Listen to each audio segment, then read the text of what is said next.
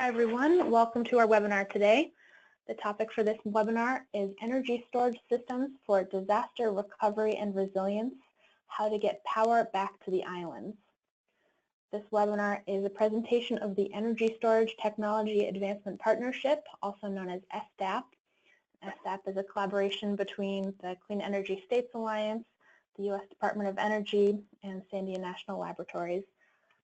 And our host for this webinar is Todd Olinsky-Paul. Todd is the ESTEP Project Director here at the Clean Energy States Alliance.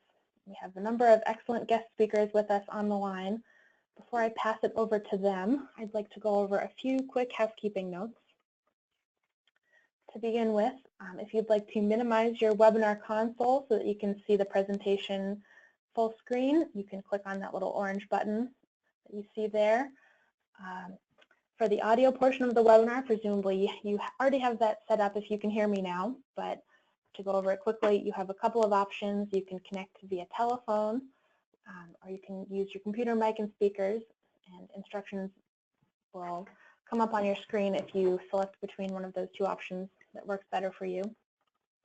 A very important note, we ask that you please submit your questions as you think of them throughout the webinar by typing them into the question box that you see on your webinar console and hit send.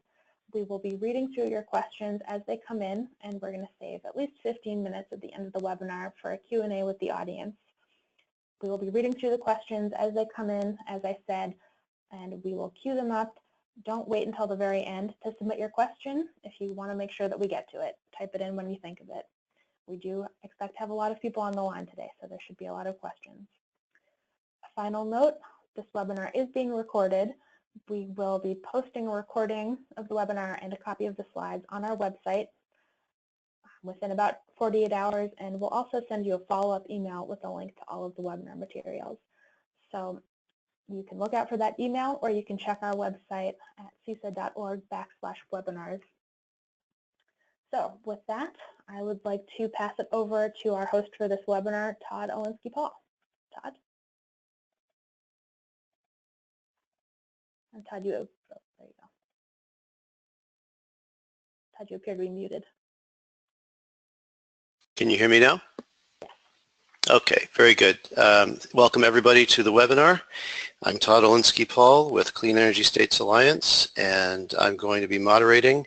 We have quite a few very good presenters, and I think the topic is one that's extremely timely and obviously of great concern to many people. So we expect to have a lot of attendees as well. We are going to leave as much time as we can after the presentations to take your questions. Please type them in as they occur to you. I'm going to do a brief introduction of our organization and topic before I introduce our panelists. Clean Energy States Alliance is a nonprofit located in Vermont, and we work with many state clean energy funds and agencies all over the country. You can see many of their logos on this slide. We also have something called the ESTEP Program, which we do in under contract with Sandia National Laboratories. And Samantha, I can't get this to advance, so perhaps you can advance. Thank you. Just to orient everybody as to ESTEP, it's a project that we do with Sandia. It's funded by U.S. DOE Office of Electricity, and it basically focuses on supporting state, federal, municipal partnerships to get larger scale energy storage projects developed.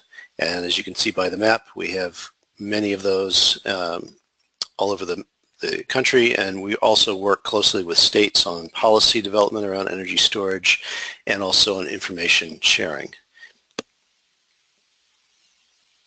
Could you advance the slide, please?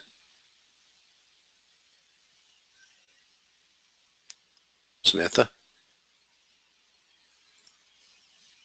It's just going slowly, Todd. Okay, thank you. Yeah, I apologize. I'm not sure exactly why we're having trouble with advancing slides. It appears that it's at the next slide now. Okay. Well, I can't see it, but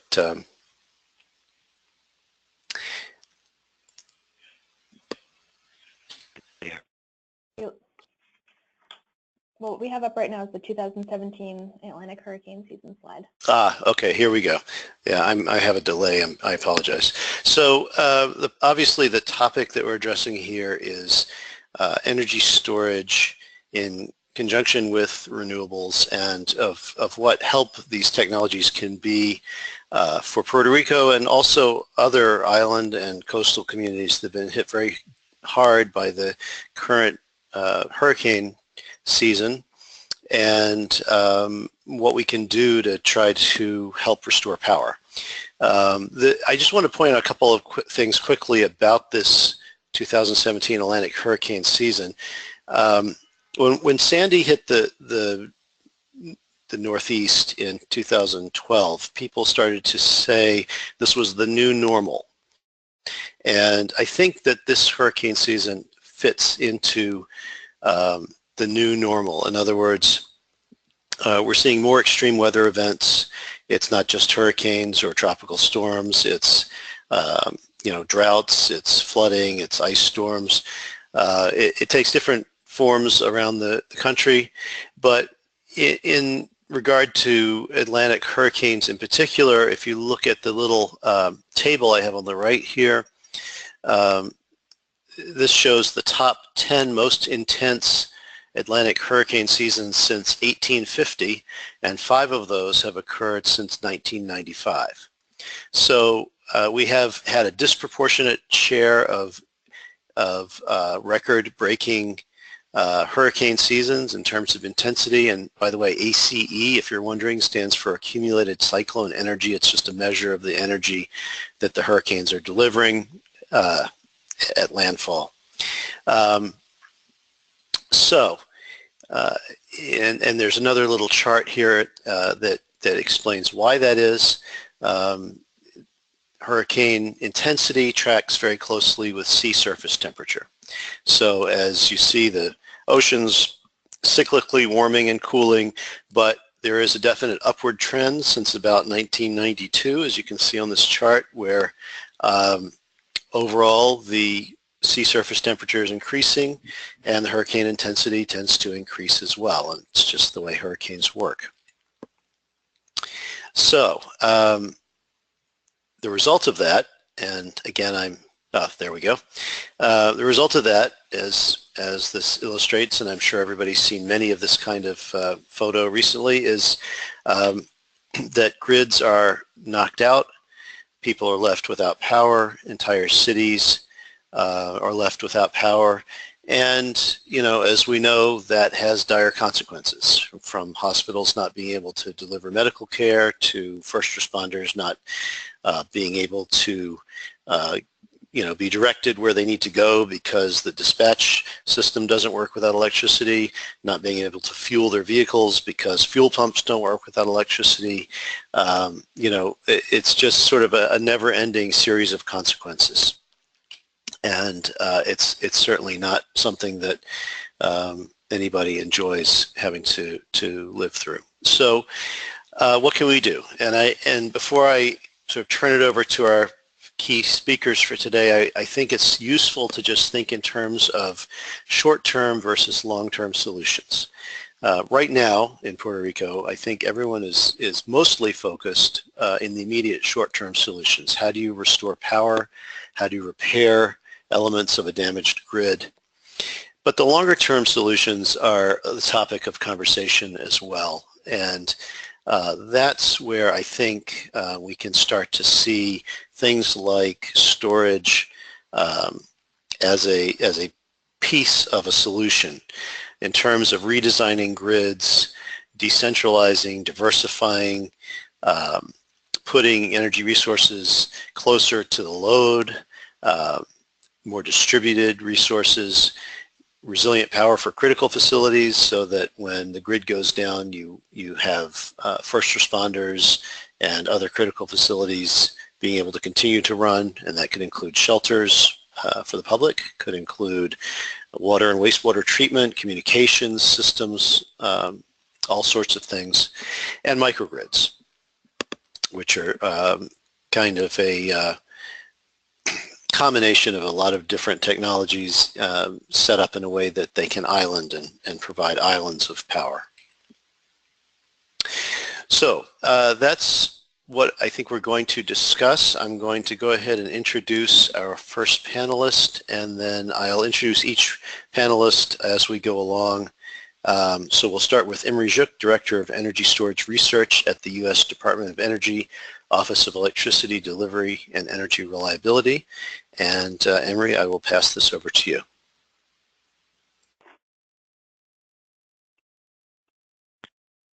Okay, good afternoon. I'm Imre Gyuk, and I direct the Energy Storage Research Program at the Office of Electricity at the Department of Energy. Now, we are going to address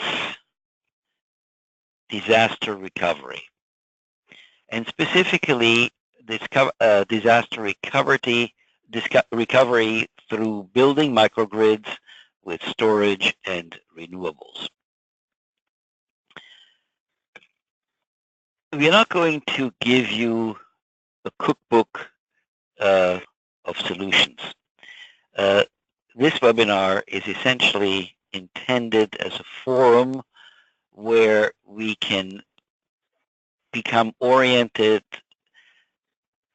as to what people want from us and from what we can possibly give people.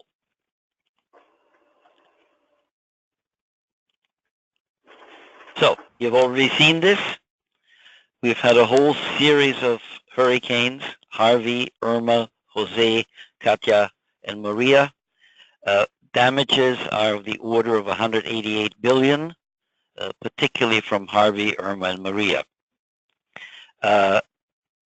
These are incredible events, but they are not the only events we need to worry about when we are talking about recovery of the infrastructure, the electrical infrastructure. We have earthquakes in Mexico, we have blizzards, we have outages of all kinds that occur throughout the country and adjacent countries as well. This is a map of 170 years of tropical storms and hurricanes. They are the tracks of these hurricanes as they form off the coast of Africa, cross the Atlantic, reach the Caribbean, and then veer north. And as you can see, in the eastern United States, in Mexico, and the Caribbean, no place is safe. Hurricanes can occur everywhere and anywhere. And of course, as they pass through, they are leaving behind wreckage and misery. And in particular, the electrical infrastructure is vulnerable. And once the electrical infrastructure goes, well, everything goes basically, and rescue efforts become very difficult. And the bigger this event is, the more difficult does it become to bring things back to normal and to recover the grid. So, as Todd was saying already, there are three levels here. One is the emergency measures. And Bill from Florida and Olaf are going to tell you about some of the measures that are available and that are already occurring. It's largely a question of money and a question of logistics. The next level then is service restitution. You want to bring the whole grid back up so that the majority of the inhabitants will again enjoy electricity and everything that goes with it, which includes pumping tanks and pumping oil tanks and what have you.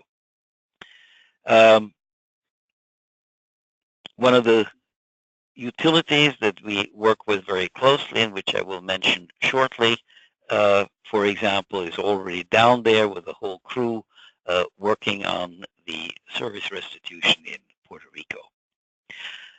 Level 4 is planned resilience.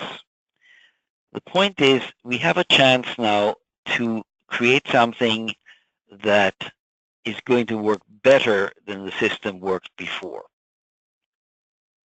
As a rule of thumb, we can take it that every dollar spent on protection measurements can prevent $4 in repairs after a storm. So what you plan beforehand, what you put in place beforehand, will amply repay you during the next disaster.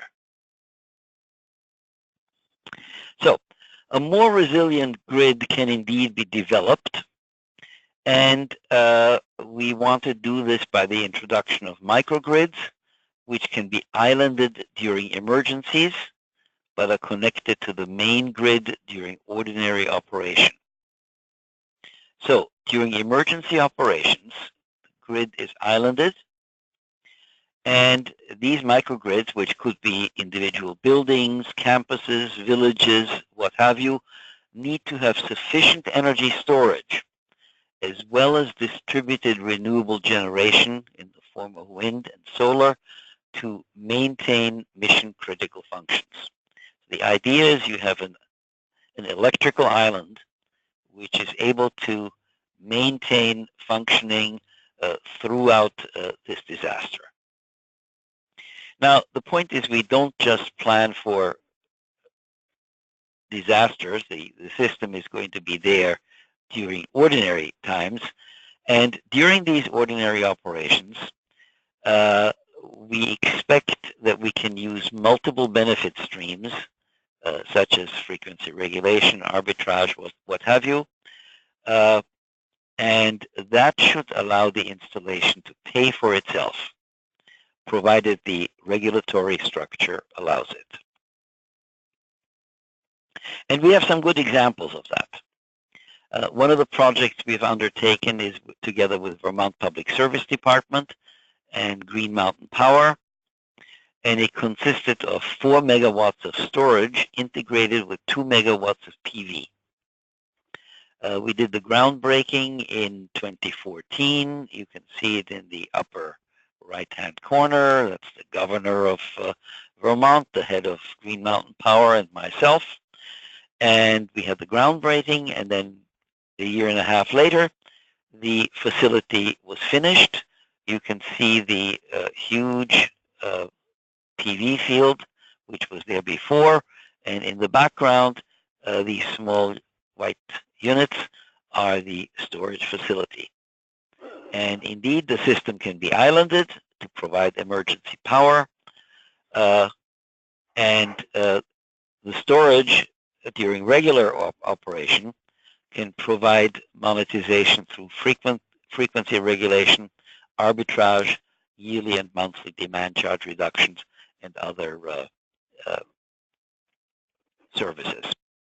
The PV provides green power for the grid. And incidentally, this one is situated in a brownfield area. So we have here a system that can function during emergencies. It powers a school, which is also an emergency shelter, where the population can stay safe and enjoy electrical services throughout a disaster when the grid in general is out. Here's another example. This shows 12 good people who got together in Sterling in Massachusetts on October 2016 and started digging. And 3 months later, the storage system was in place. It worked on a grant from the Clean Energy Resilience Initiative in Massachusetts, and it introduced 2 megawatt of storage with an existing 3.4 megawatt of photovoltaics to provide resiliency for the police headquarters and dispatch center. These particular ones were lithium-ion batteries provided by NEC. Now, the important thing is that we were able to make the system pay for itself. And this shows what you can make every year from 1 megawatt of storage, and there are 2 megawatt in this system, from arbitrage, from the reduced monthly peak, from reduced yearly peak, and frequency regulation. And they have caught the monthly peak every month, or almost every month for the past year. And in June, they caught the annual peak. Now, as an example, the first of the monthly peaks, this is the load curve, but during the announced peak period, monthly peak period, they let loose the storage and reduced their peak, and that alone made a profit of $16,900, which adds up to some $200,000 a year. So when you put this together, and without counting any money from other organizations, the capital cost was $1.7 million per megawatt, and you can get this back in about 6.7 years. So it can work, and you can build resilient systems that will pay for themselves and hopefully last through the next disaster. Since we can't do this kind of thing for every place, Dan Borneo, of whom you will hear later, has produced an energy storage procurement guidance document for municipalities, which is available for free for everyone. And incidentally, we won a GTM Grid Edge Award for this project. Always a nice thing to have. To give you a different system with a long duration, here we are talking about 1 megawatt and 2 megawatt respectively, with this time a 4-hour system. This is on a vanadium redox battery, which was installed in Washington State. Other long-duration storage projects are coming up in Chattanooga, Hawaii, Alaska, and Decatur, and we are involved with all of those. So, as we rebuild the grid in the coastal regions of the U.S., in Puerto Rico and the islands, we should avail ourselves of new technology that is being developed. Microgrids, energy storage, distributed renewable energy, and the result will be a greener and more resilient and more effective grid than we had it before. Thank you. Okay, thank you very much, Imre. We're going to go now to William Young. He is the president and principal engineer at SunTree Consulting, and formerly was at the Florida Solar Energy Center.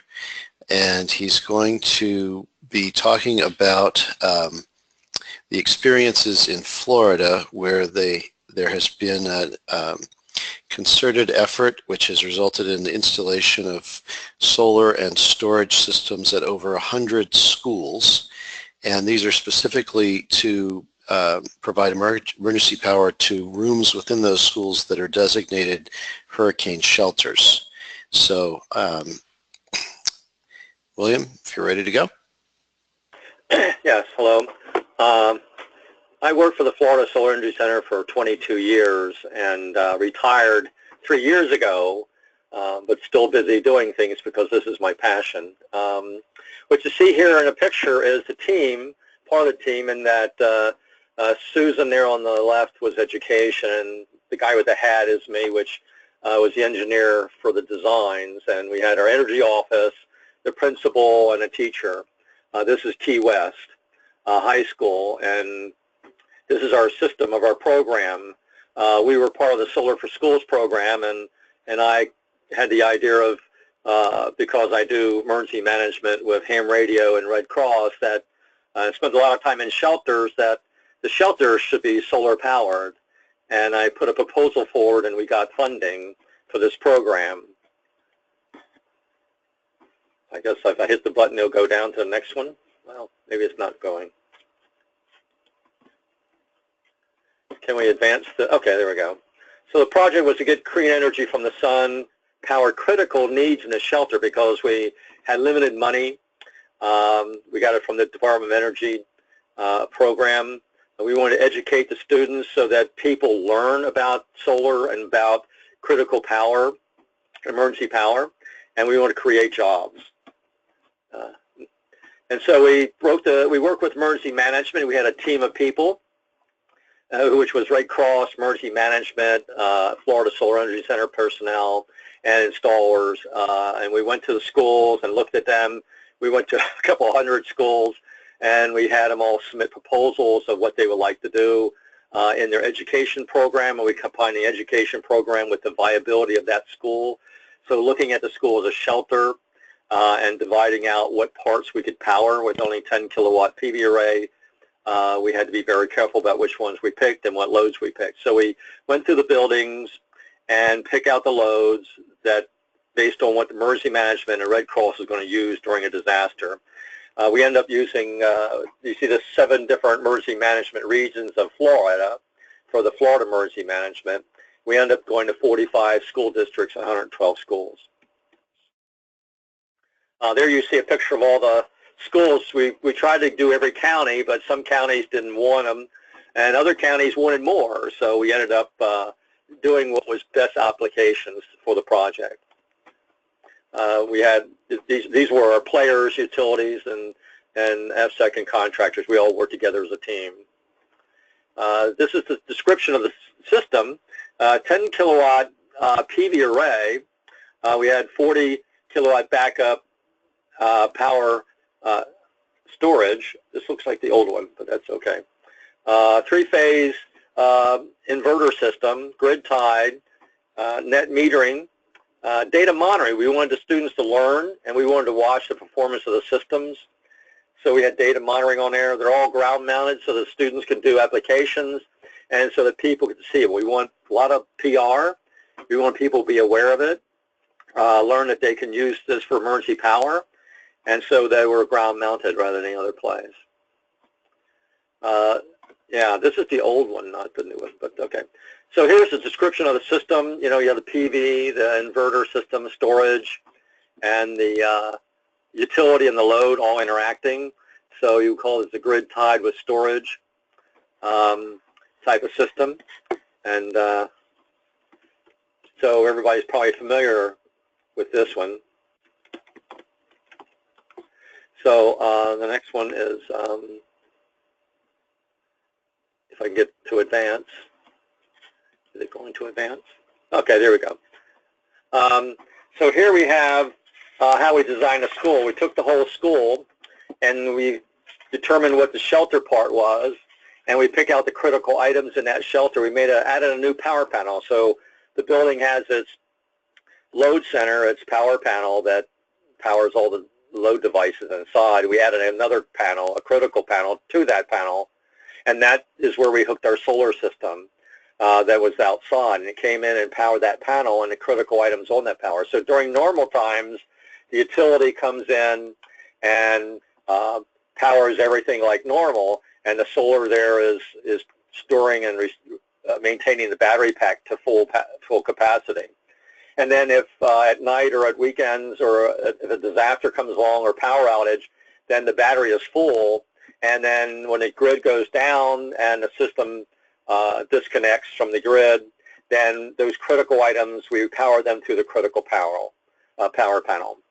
And therefore, those people who are in the shelter, the idea was to make sure that they weren't in the dark. To be in a shelter during the middle of a hurricane or any other disaster and have it go completely dark is pretty scary for a lot of people, and we want to make sure they weren't in the dark.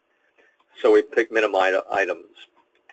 Okay, so here you can see at the left a little sign that says this panel, this light switch is red, and it's working the critical light, which you see in the next picture. You see one light out of all the lights in a room is on.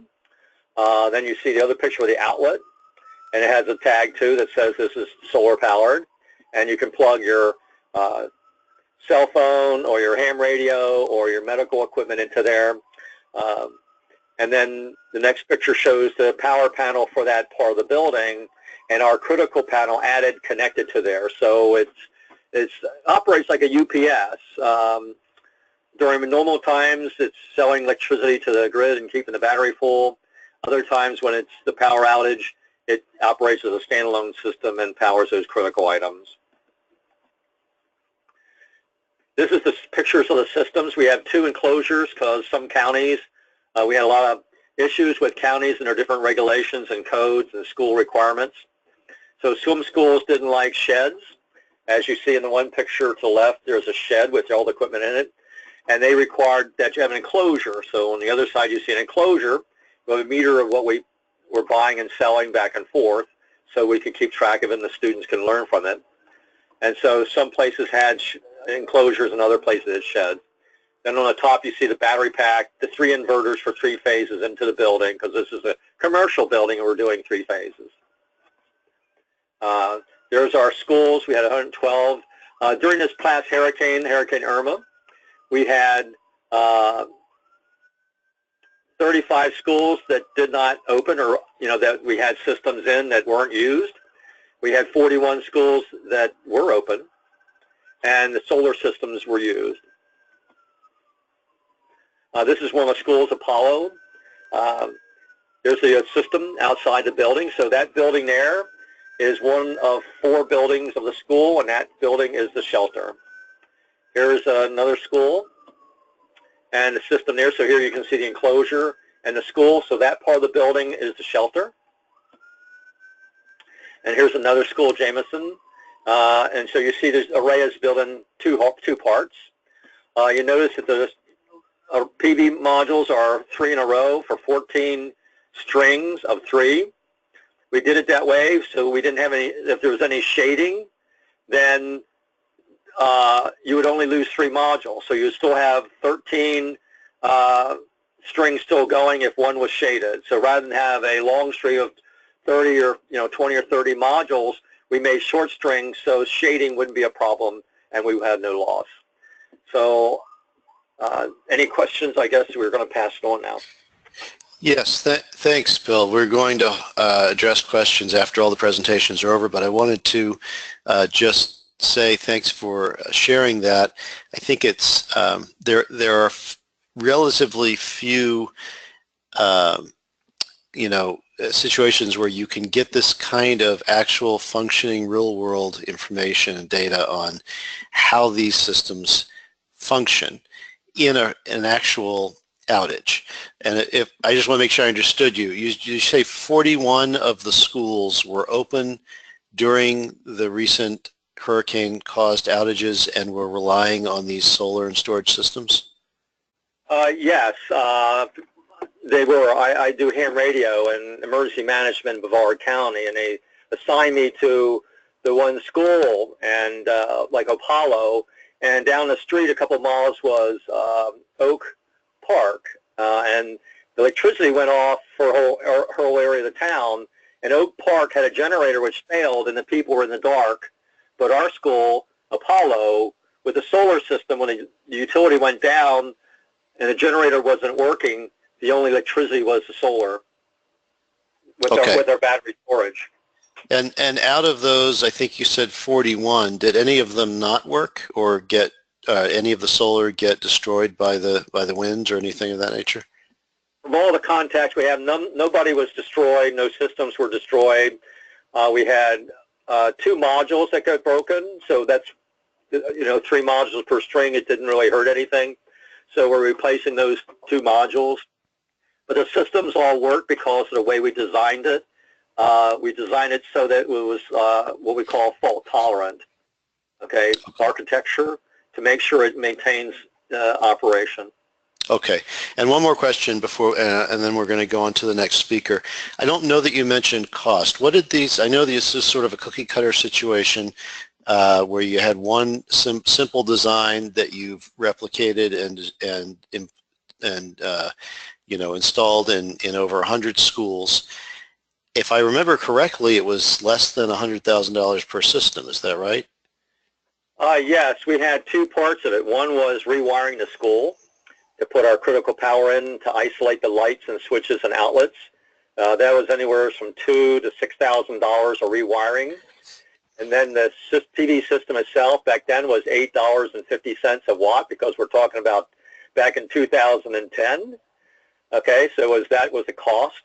There were about $80,000 systems. And that includes the battery as well? Yes, the whole thing, battery storage, enclosure, yeah. Okay, everything. So for $80,000 back in 2010, you could make a resilient solar and storage shelter. Okay, thanks very much. We're going to come back to that, but I want to introduce our next speaker. It's going to be Dana Sleeper. She is Director of External Affairs at Solar Energy Industries Association, and they've been working with the Energy Storage Association to coordinate solar and battery storage emergency relief efforts down in Puerto Rico, and so she's going to bring us up to date. She doesn't actually have slides. We have one slide just to identify her, but she's going to talk us through some of the emergency response efforts with solar and storage companies trying to send their products down and have them installed in places where they're needed in Puerto Rico. Dana? Great, thank you for the introduction. My name is Dana Sleeper. I'm the Director of External Affairs at SIA. We're the national trade association that represents solar companies all across the value chain, from manufacturers to financiers, developers, installers, and really everybody in between. So we really saw our role in assisting with the disaster recovery as being a coordinator. We're not, necessarily a body that would go out and purchase product. We certainly don't store it in our own warehouses or anything like that. But we do have connections with lots of folks that have excess product or are interested in contributing to the relief efforts. So our first steps were really to reach out to the federal agencies and the nonprofits that typically respond to these sorts of disasters and see how we could help.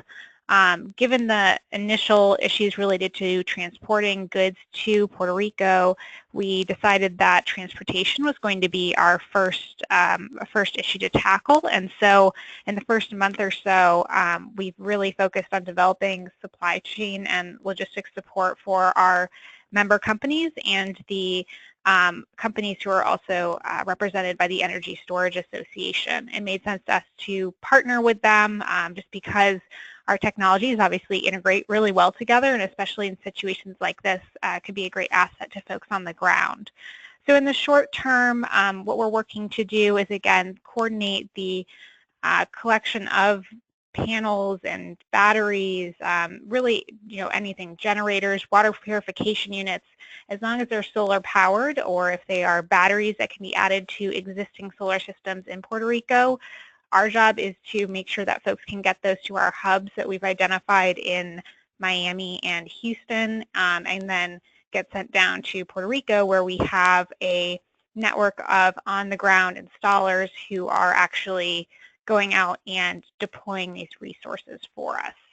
In the medium term, we're looking at sending teams of volunteers down to Puerto Rico. So that's another way that we're hoping to assist. There's tons of folks who are interested in contributing time, whether they're installers or system designers or interested in fundraising, anything in that spectrum. So we're hoping to work on that in the coming weeks. And then long term, we're also discussing the rebuild efforts and how to build a more resilient grid. So our federal affairs team is focused on some of that effort related to working with Congress and sort of structuring a relief package in a way that would allow them to make some modifications to the grid down there so that this kind of massive wipeout of the grid might not occur in the future. Some of our partners include, as I mentioned, the Energy Storage Association. We're also working with the Solar Foundation, Good 360, AllenAid, and a number of other groups. And I would just say that if you're interested in the help and you don't know how, we're happy to help find a role for you, whether you work in the energy storage industry, solar industry, or you're just sort of a concerned citizen who wants to contribute in some way, we've compiled a lot of resources on that, and you can go to our website or directly contact me using the information that's on your screen in the webinar, and I'm happy to assist. Thank you, Dana. Can you, before we go on, I just wonder if you could give us some examples of the kinds of efforts coordinated between the solar and storage suppliers that are happening in Puerto Rico that you're aware of? Definitely. So one of our on-the-ground installers that we work with, New Energy Puerto Rico, is taking some of the batteries that have been donated by folks like Tesla or in partnership with Sunrun and our other larger national companies, and they're deploying those to systems that they have on the island. New Energy Puerto Rico is one of the largest installers in Puerto Rico, so they have a pretty good sense as to where there are projects that could have a battery component added to them. There's also folks like Tabuchi Electric America and others who are donating systems. There's obviously some great efforts by Sonnen, which you're going to hear about as well, and some other, again, mostly national companies who are donating battery systems, but a lot of our smaller companies are contributing panels, microgrid products, inverters, and really anything they have left in their warehouses that they can. Great, and I'm assuming that when you say that they're being deployed, this is for critical services of some sort, that they're being sent to shelters or first responders, or who are the recipients of these systems? Yeah, so that's our focus. We're also currently in the kind of final stages of a partnership agreement with 2 other nonprofits where we're helping to bring these resources to about 60 medical centers and clinics across the island. So while our focus has been sort of those community centers or hospitals, it's mostly honestly been in the areas that FEMA has directed support. So we're trying to branch out a little bit further since there's plenty of areas in Puerto Rico that haven't been able to receive that kind of assistance. And so we've identified some partners to help us with that. But yes, our focus is definitely those critical centers. Yeah, great. And to put that in context, I think I was just reading this morning, they're saying that they might be able to restore grid power in Puerto Rico by the end of December, but a number of experts are looking at that and saying that seems quite optimistic. So this is a really this isn't something that's going to get solved tomorrow. So getting power to these services that are really needed for recovery efforts and everyday life, is really important. Can you, and we're going to move on in a minute to Olaf to hear about Sonnen's efforts, but I'm wondering, since we have you on the phone, what's your assessment of the how solar fared? And obviously, when you have winds of extreme speeds, nothing, you have houses being blown down, you don't expect that the solar on the roof is going to be able to stay there, obviously. But overall, do you have any kind of assessment from this on how solar fared? And I know Puerto Rico has quite a bit of solar power, and wondering if there's any sort of I don't know, way to kind of rebuild it so that it's maybe fares better the next time. Definitely. So from our contact with the local installers and developers in Puerto Rico, my understanding is that a majority of systems actually fared fairly well given the situation. The big challenge is that a lot of them did not have battery backup. So a lot of the residential systems and commercial systems, for example, did not have that resource in place. So a lot of the batteries that are being deployed are kind of being add-ons to those systems to kind of get them up and running given the situation. And then longer term, there's definitely some changes that companies are looking at making to their racking systems, as well as other just general modifications to their systems to make them more resistant to higher speed winds.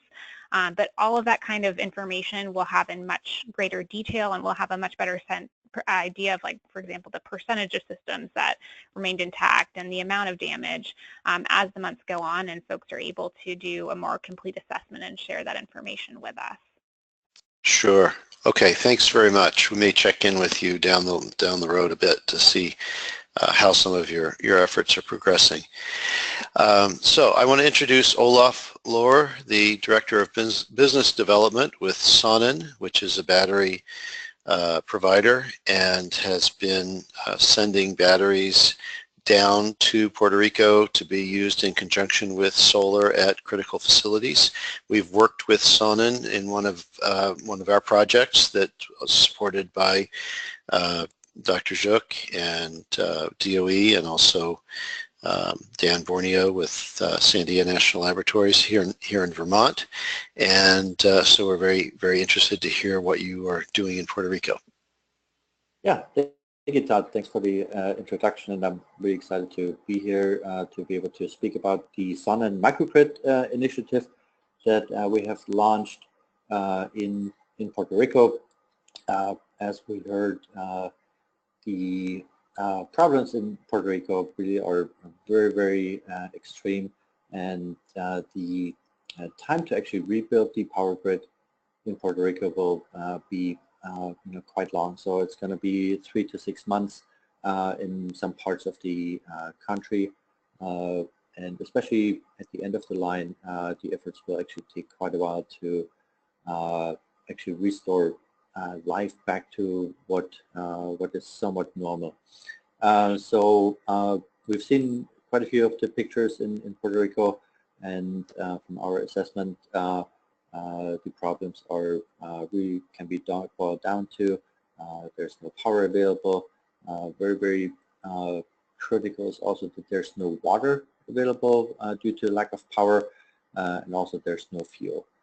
So really the people suffer quite a bit, and the problems are actually getting worse and worse because of the lack of power, lack of water, etc. So Sonnen really has launched, has thought pretty hard and fast what we can do to help our friends up there in Puerto Rico, and we decided to launch the microgrid initiative, which really bring relief to the island. So of course we've been quite a bit in the news, and that is very good to really help our cause. But Sonnen really is a company that really takes the initiative, that walks the walk, and so we want to continue that. So what we have dedicated to do as immediate steps is, number one, we will definitely keep on shipping product to the island. We have allocated a significant portion of our production to be shipped to our partners in Puerto Rico. We are donating 15 microgrids to the island.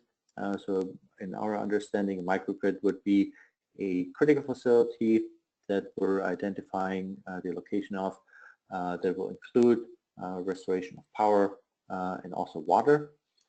We're deploying boots on the ground, so we will have a team of about 6 of our leading experts on the island over the course of the next 2 to 3 months, and then also we're creating a 501c3 nonprofit organization called the Sonnen Foundation for Energy Security.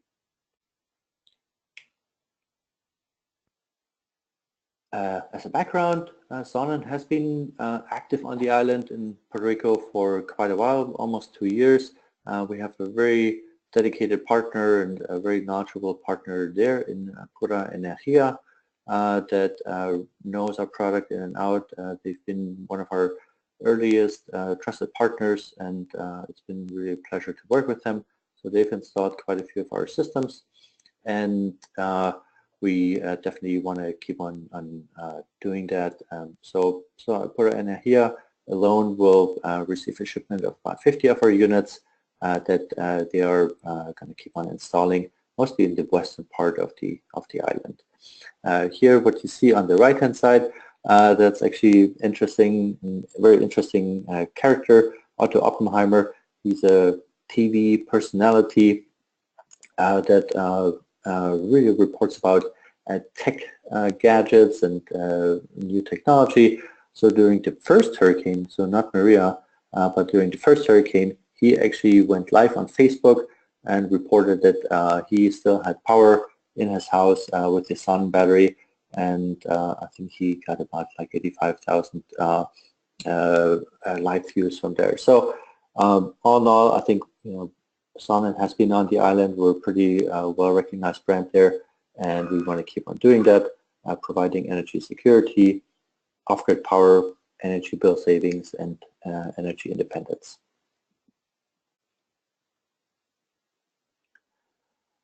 Quick overview of the functionality and the design of the Sonnen microgrid. So, of course, a microgrid can be thought of as a very larger microgrid that supplies a hospital or facility with power. Our idea really is the microgrid or nanogrid that powers a home and critical and essential loads in a home. So now to provide immediate disaster relief, and that will be part of our 15 systems that we will donate to the island. We understand that we will be able to power water pump and filtration for a home, refrigeration needs, some basic lights, and establish the idea is to establish the facility or that house as a communication hub where that sits like in the center of a community.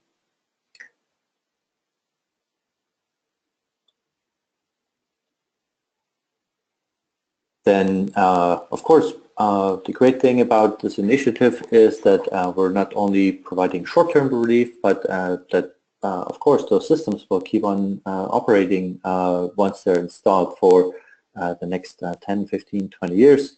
Our systems are designed to be extremely long-lasting and really provide a solution to rebuild Puerto Rico with renewable energy.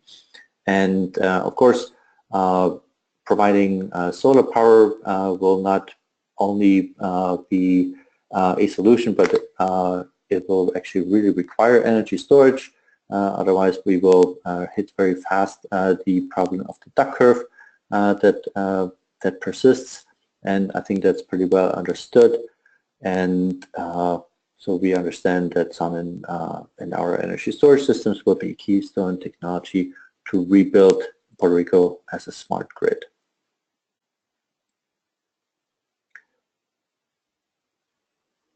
Then just wanted to highlight or point out that Tesla is not the only company that can power islands or that owns the energy world. So Sonnen really has incredible capabilities. We're running the world's largest peer-to-peer clean energy trading platform in Germany with our Sonnen community. We recently announced that Sonnen brings its virtual power plant to the US with a very large development in northern Arizona. And just really wanted to highlight that Sonnen has capabilities to participate in the rebuilding of the grid. We don't proclaim that we're going to be the only ones, but we will definitely play a very significant part of the rebuild of the island. And that kind of goes back to our core mission. What are we really trying to achieve with deploying our systems with our Sonnen energy storage systems? So we want to deliver energy independence. We want to enable the customers to live a carbon neutral life, and of course provide disaster resilience. And so with that, really those are the key points that we are trying to achieve. So we will move forward with Puerto Rico and a couple other distributors, and yeah, we're really excited to bring a significant effort to the island, and yeah, we will keep on doing that, putting our actions really on the road. With that, thank you. Just want to highlight a couple of our partners, put in here, of course, and also our partner water mission. So if you're interested in our work, if you have any ideas, if you would like to support us, please email me, and I'd love to point you in the right direction, connect you with our Sonnen Foundation for Energy Security that we're in the course of setting up. Okay, thank you very much, Olaf. Can you I know you talked about various efforts underway with microgrids and so forth in Puerto Rico. Do you know, are there any Sonnens that are installed and operating at this point as a result of this latest effort, or are they all in? Is that all in progress? No, we have deployed about 25 to 30 systems over the last years, I would say, and the installation of the microgrids, we're right now, this is part of the effort. We already have one person in Puerto Rico that is helping with the siting of those 10 to 15 microgrids that we will donate, but that's those efforts are underway. Okay, and maybe you and Dana, either of you might be able to answer this, and then I'm going to go on to our next speaker. But it sounds as though there are a lot of really dedicated, knowledgeable, and well-intentioned people taking these solar and storage systems down and coordinating and installing. But I'm wondering if there's any overall coordination. In other words, it sounds as though there are, and we've talked, about a few, but of course there are others doing this that we weren't able to have on the webinar. There's a number of companies now that are sending systems down to Puerto Rico, and I'm just wondering, is it a sort of chaotic, or is there any kind of central organization, a clearinghouse for how people would get in touch with? How do you find out where a system is needed, or how does somebody on the ground find out where they can get a battery or who's available to install it? Right. So I think it's a combination of efforts, and because of the vastness of the problem with so many people and actually a pretty large island, we can't really address the whole island, but there's definitely coordination from our partners, then also with our folks that we deployed down there, and then most of all, we have been in contact, and very intense contact, with the government of Puerto Rico that will also help us identify some of those key areas where they think help is most needed. Okay. Okay, great.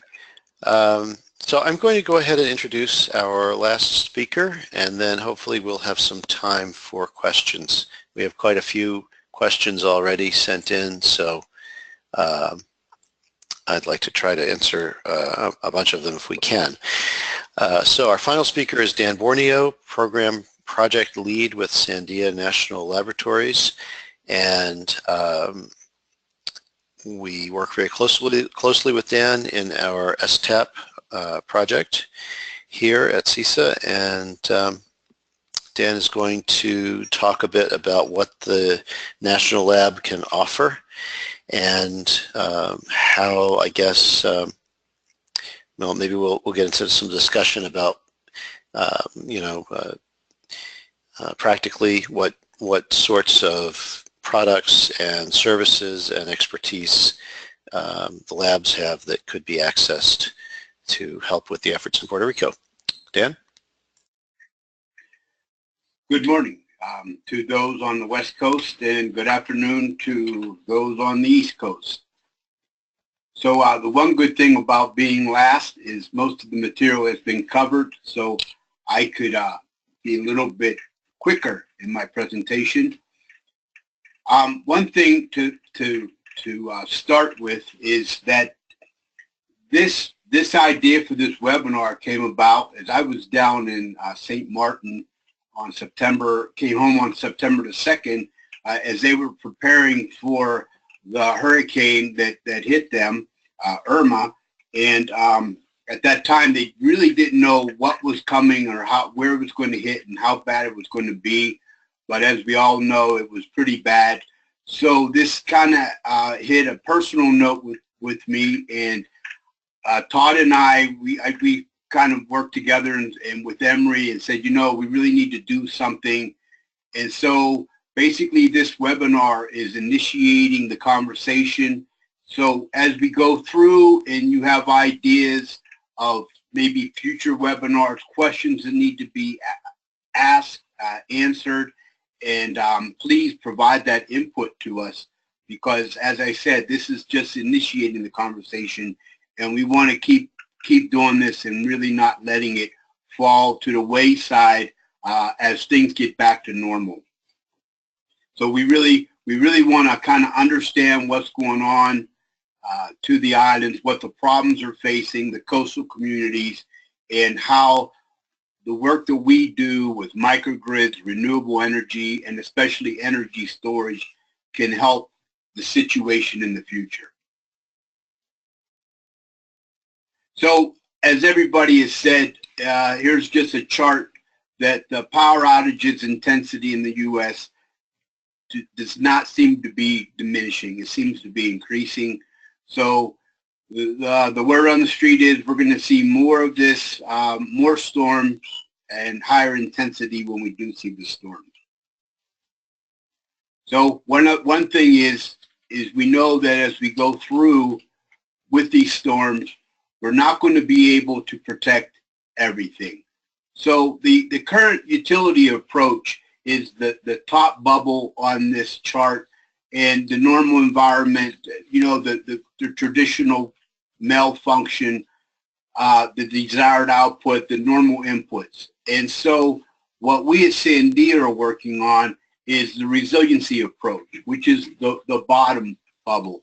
And so looking at things that are not normal or the new normal in some situations, looking at the hurricanes, the weather, and also we look at other things. Since we're a national lab, we look at some of the other impacts to the grid through malfeasance.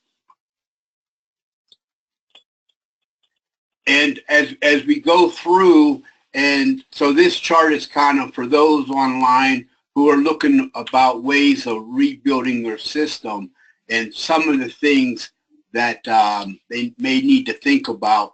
And this is a matrix that we use to think about how do we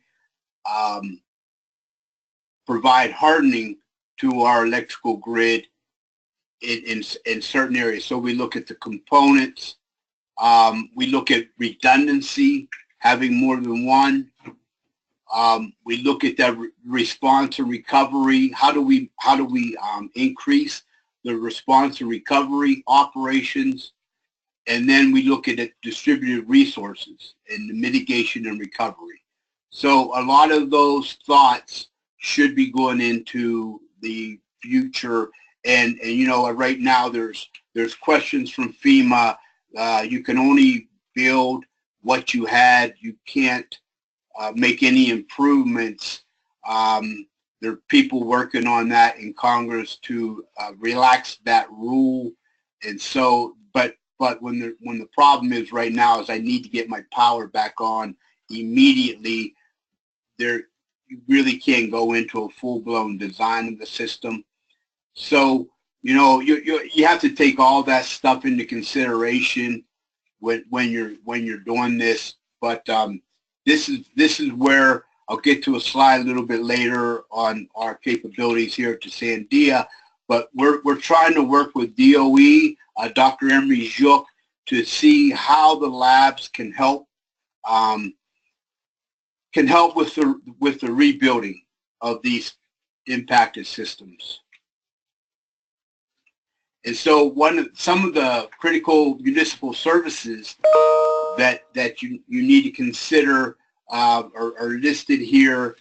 And this is, we're going forward. Obviously, it's the horse is out of the barn, so it's too late for what happened. But we're really trying to look at the future and making sure that in the future we have these type of services available, that after an event we can get these services back online to help the communities. And so resiliency, we talked a lot about renewables, about PV. We didn't really talk about wind turbines, but and energy storage. They shouldn't be the only forms. Renewables are intermittent. Energy storage has limited capacity. A generator should be considered. So there's like the triangle, if you will, of renewables, energy storage, and generators, one helping the other. The nice thing about the renewables and energy storage is they have the ability to provide services 365 days of the year. Generators, not so much. Those are more for when there is an outage and you're isolated from the grid. They basically firm up your energy storage, which firms up your renewables. So another thought, kind of once again jumping into design as we are rebuilding, things that we need to be thinking about. The microgrid should be small, close to the load. As you can see the picture on the right, there is a PV farm from St. Thomas.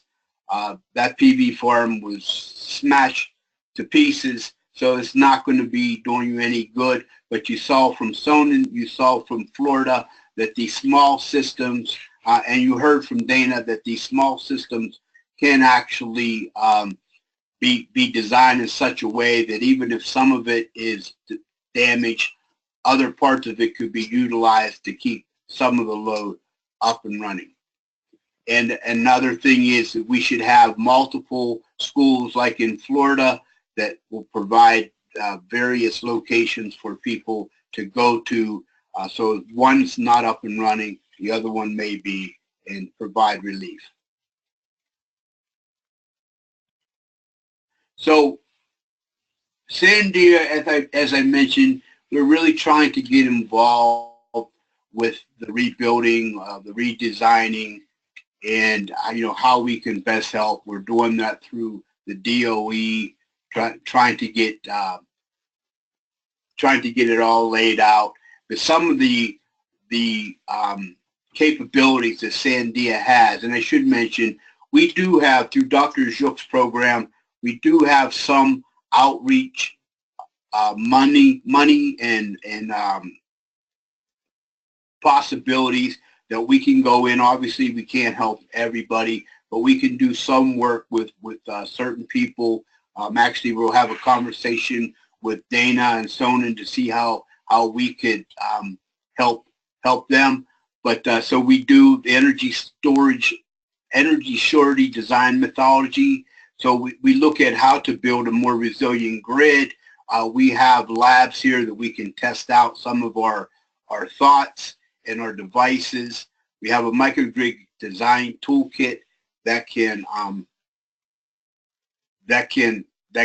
help developing a microgrid, how big to make it, where to put it, what equipment to put on it, what loads it should feed. We do performance-based resiliency metrics, and also we do project development. So once we come up with some ideas, we help people develop projects. We do analysis on applications for the renewables. We do construction planning and document development in concert with the owners, commissioning, and operational data collection and analysis. And that's the end of my presentation. And one last thing is Todd had a slide earlier with my contact information, so please feel free to contact me if you so choose. Thank you. Okay, thanks Dan, and thanks to all of our presenters. Quite a lot of information, and we have a lot of questions. So we'll get through as many of these as we can in the remaining 20 minutes. Here's a good question. Are utilities accepting of widespread PV microgrid systems connected to their utility grids in view of the system stability issues introduced by connected PV installations? If I can translate that a little bit, I think the question is, how are the existing utilities on the island responding to the idea of small solar and storage systems and microgrids being interconnected with their grid? Anybody have any experience or knowledge on that to share? Well, if I could jump in here, Olaf, here from Sonnen. So initially, probably the utility won't like it too much because their probably the first thought would be lost revenue. But I really think that the transition to a more modern grid that includes more on-site generation and especially storage will really be required. And by adding energy storage, you actually turn around that story and you change on-site generation, mostly from PV, from a liability into a potential help, as we really have proven out with our many discussions with utilities. So if you only install PV with no zero export regulations, etc., then you're creating quite a few problems for the grid, and statistically and also scientifically, you're not helping the grid, you're not reducing greenhouse gases, and so therefore you're just exacerbating the problem for the benefit of a few that have solar installed. But if you add energy storage, you actively reduce the duct curve, you kind of buffer the grid, and then I think pretty soon, and Puerto Rico will be one of the first examples for this, we will become an asset that the utility can actively control with a DERMS platform, and we truly believe that this is going to be the solution that helps all of the stakeholders of the energy industry. Right, and what you're talking about there at the end, we're actually seeing now here in Vermont with Green Mountain Power. They're putting batteries in behind customer meters that they can control to reduce their costs while offering their customers a resiliency benefit. And we've seen that in other places as well. Another question, and this is just a one-word question, and the word is FEMA with 3 question marks, and I think it really doesn't need more than that. FEMA is supposed to be in sort of a role of coordinating and directing relief efforts. What is going on with in terms of FEMA, and how is it coordinating, or is it coordinating with the efforts that we've all been hearing about to bring solar and storage technologies to Puerto Rico? So I'm thinking Dana, maybe Olaf, maybe have something to say on this? Yeah, this is Dana. I can respond briefly to that. One of our first outreach efforts and kind of kicking off our program was to reach out to FEMA and the Army Corps. The Army Corps was sort of the next group that we were directed to by FEMA, as there was a bit of on-the-ground confusion at that point in time. Unfortunately, neither of those groups are able to actually directly accept product donations from our companies that we work with because they're not registered. There's a whole process you have to go through in order to become a registered donor with them or registered supplier. So our way of kind of working around that has been to partner with nonprofits and with the government in Puerto Rico in order to identify sites and deploy resources. What FEMA and the Army Corps have been able to do is occasionally notify us of sites and tell us where there are needs, but we can't directly supply them with our products. So we're doing our best to work around that in the meantime, but it is definitely something that would hopefully be addressed in the future so that there wouldn't be such a logistical tie-up. If I can say something, Sure. Bill Young, working with, like I said, I do disaster management and working with Red Cross and ham radio, and if you understand incident command that FEMA works off of, it comes from the bottom up. It's the local city going to the county, going to the state, and working its way up to FEMA, and then they reach beyond what your borders are. So to pull resources from another county or state, then you reach up and they do that and then bring it back down. So the actual coordination is local, and then the other people all team is in a mutual effort. They have mutual agreements of how they're going to coordinate things between each other, of sharing resources. So if you really want to know what's going on, you talk to the guy at the ground, and then the people above respond to that. That's typically how incident command works with FEMA. So everybody's yelling at FEMA when it's really, they're just supplying what's being asked for. Okay.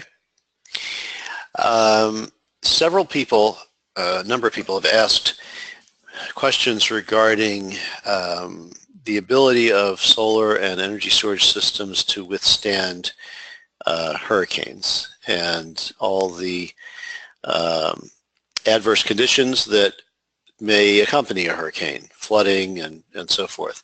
But obviously the primary issue is high winds, and we want to make sure that if we're putting in a system that's supposed to be an emergency system, that it will still be there when the emergency is over. So maybe, William could speak to this from your experience in Florida. I think you said there was very little damage from high winds, and maybe Dana as well could speak to this from the perspective of the industry. Is there any way to ensure that the solar portion of the system will be more able to withstand wind damage or potential wind damage? And then from the storage side, maybe Dan or Imre or Olaf can speak to how to design and site batteries such that they can withstand extreme conditions. So I'm kind of throwing this open because I think it's important, if we're talking about systems for emergencies, that we understand how to make them so that they'll still be there. Well, yeah, you asked me. From Florida, on our emergency shelter program, we worked with, we had experience with IBTS and Flash, and they work with fortified installations of taking something above those who understand that the building code is minimum standards, and those organizations are looking for advanced standards. So we, like I mentioned, fault-tolerant concept of thinking for our system being a shelter critical power supply with backup storage. We asked for requirements greater than what the code was, so that we would guarantee that the system wouldn't be blown away. So that's what part of our requirements were, that the counties and districts had requirements, and we asked for them to be greater from our suppliers of the design of the systems.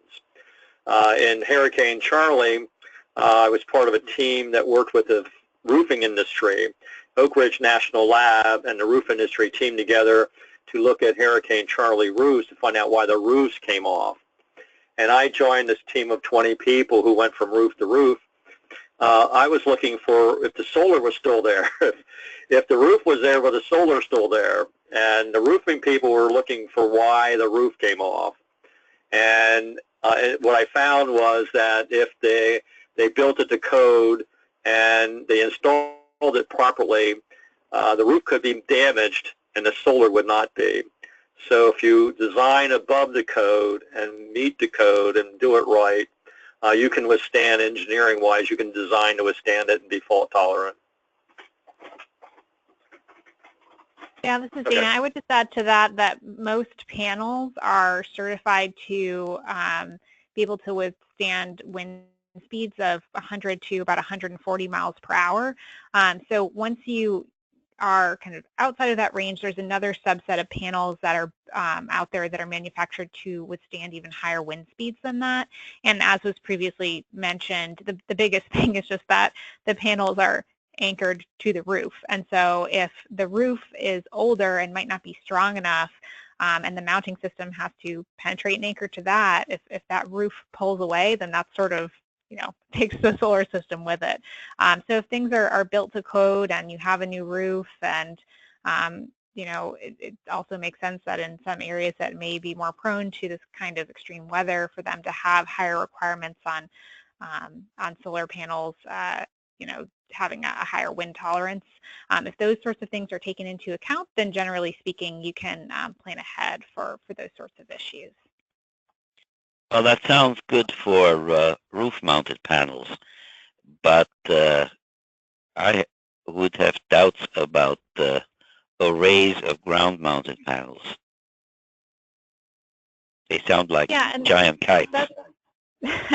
That's a good point. And I know that there are some racking systems that offer a third bar and are structured a little bit differently to provide a little extra security for the panels. Additionally, depending on how the racking system is constructed and how deep it's anchored, all of those things can contribute. So I know from the conversations that I've had with the utility scale solar developers in Puerto Rico that they're looking at the systems that they need to repair, and then also for future systems, how they can build them to better withstand this kind of weather. So those are sort of items that they're looking at. Again, how deep they have to penetrate into the soil for their anchoring systems, if there's additional bars that can be placed across the panels in some way, and then also if some of the racking systems should be perhaps shorter and more separated to provide a little bit less of a kite effect or a sail effect like you were talking about.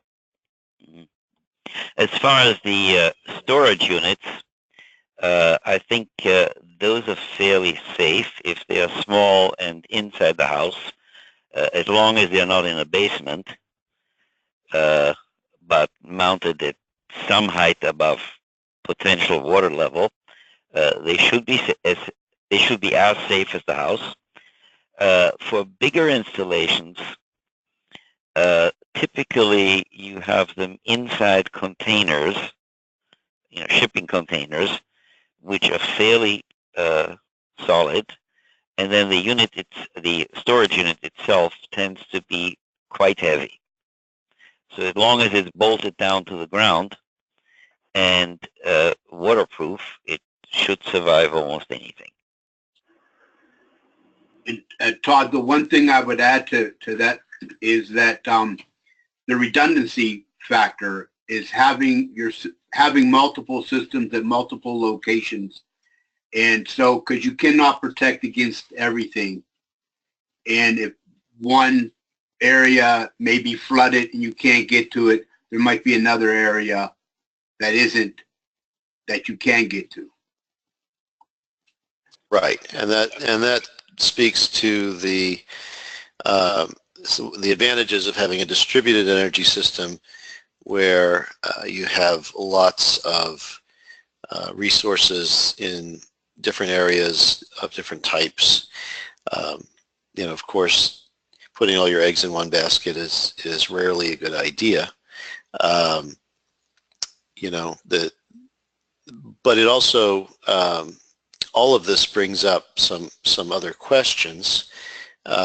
Somebody has asked where the upfront capital would come from on a bankrupt island with an insolvent utility, even if the assets can eventually pay for themselves, and that supposes that there are monetizable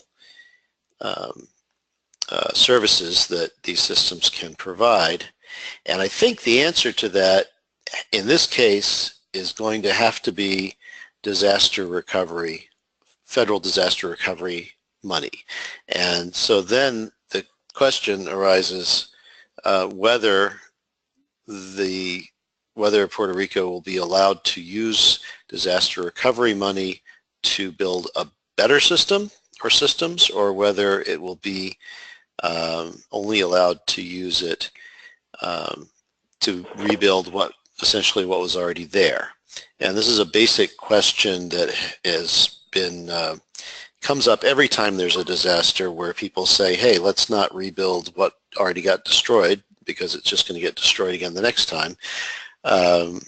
And apparently there's some effort in Congress to change the rules governing how that money can be used. I'm wondering if any of the folks on the webinar who have been working in Puerto Rico with the government there have any thoughts on this or knowledge, because I'm hearing that there are some that feel that they will be able to rebuild better systems, and others are saying that no, not unless the laws are changed. Have you run into anything like any of this discussion down there?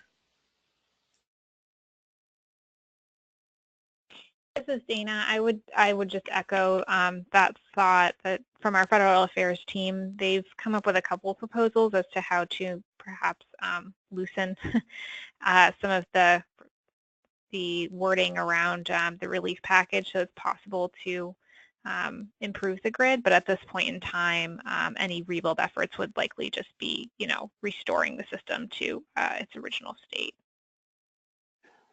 Right, and this is Olaf. I wanted to add that actually the existing problems and the existing financial problems in Puerto Rico still exist, and they actually make a rebuild of what we're trying to achieve more difficult. For example, solar financing. Many of the entities that are available on the mainland don't operate in Puerto Rico because it's in bad financial shape. So even though customers are ready to buy a system, or they would like to finance a Solar+Storage system, they can't because the financing is missing. So they've been discussing the PACE program that still hasn't been implemented, and so any financial assistance that would trickle down to the end customers would really be extremely beneficial. I think the customers or the folks over there didn't expect a free-for-all, but we just need to create a workable solution to deploy the assets to those people that really want to rebuild from the ground up, kind of as a grassroots effort. Okay, well this brings up another question. Somebody has asked, what resources are available to mitigate risk for financiers interested in funding microgrid development projects in Puerto Rico? I don't know if we can answer that, but I'm throwing this question out anyway, because I think it's a fair question. If there are foundations, nonprofits,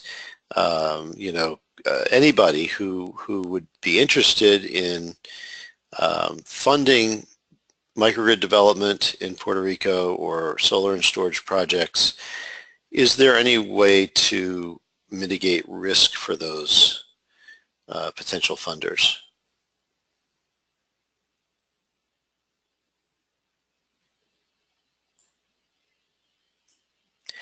Okay, as I suspected, we may not be able to answer that, but I wanted to throw it out. Yeah, go ahead.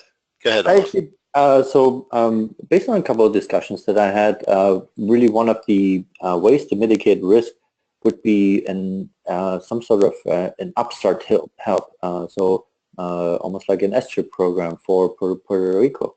So it would actually help rebuild the island with renewable resources.